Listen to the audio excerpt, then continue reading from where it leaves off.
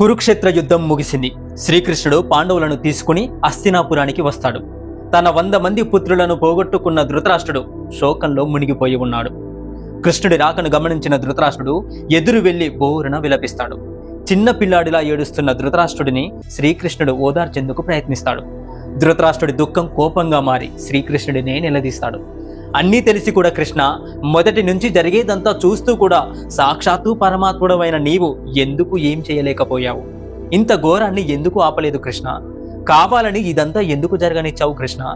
ఈరోజు నేను 100 మంది పుత్రులను పోగొట్టుకునే స్థితిని ఎందుకు కలగజేశావు నాకు అని నిలదీశాడు ధృతరాష్ట్రుడు.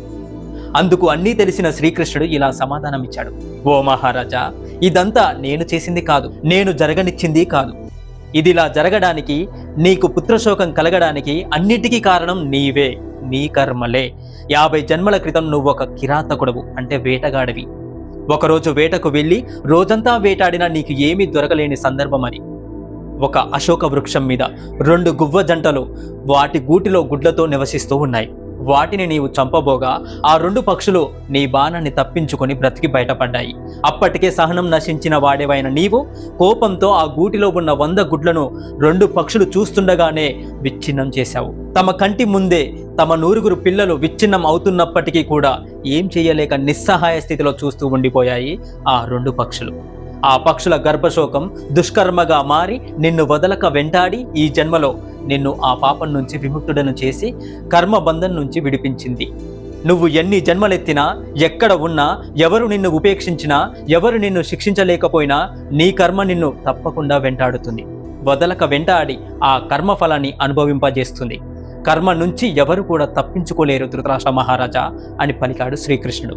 ధృతరాష్ట్రుడు సమాధానం పడ్డట్టుగా అనిపించినా మళ్ళీ శ్రీకృష్ణుడిని తిరిగి ప్రశ్నిస్తాడు.